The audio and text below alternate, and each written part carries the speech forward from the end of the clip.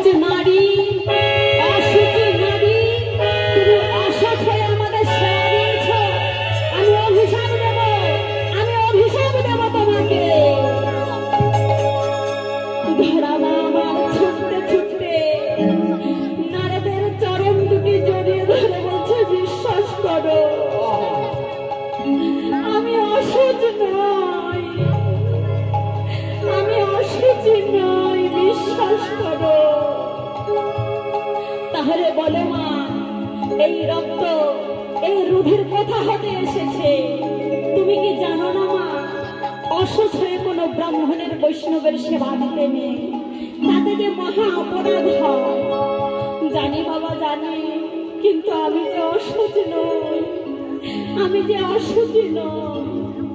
তাহলে বলো মা, এই রক্ত এই রুধির কোথা হতে এসেছে?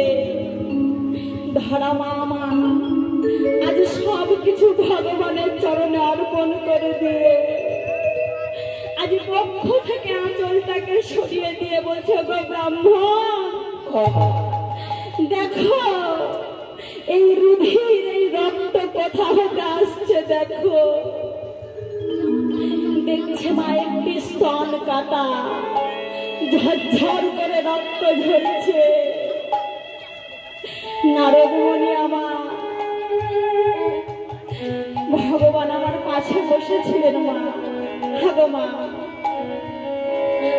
ভক্তকে কষ্ট দিয়ে কি ভগবান খুব ভালো থাকে মা? ভক্তকে কষ্ট দিয়ে কি ভগবান খুব ভালো থাকে? ভক্তাধীন প্রভু আমার আজ মায়ের জলে বুক ভাসিয়ে কাঁদছে আর বলছে, মা আজ যে বস্তু দিয়ে তুমি আমায় সেবা দিয়েছ এর দাম আমি একদিন দেব মা, এর দাম আমি একদিন দেব। শোনো মা, দাপর যুগে তুমি হবে আমার মা যশোমতী। নিতাই গৌর হরিবল হরিবল হরিবল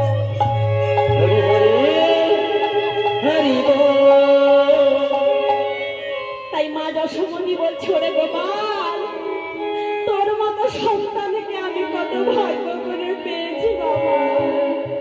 একবার কথা বল না গোপাল, একবার কথা বল। সারা দে গোপাল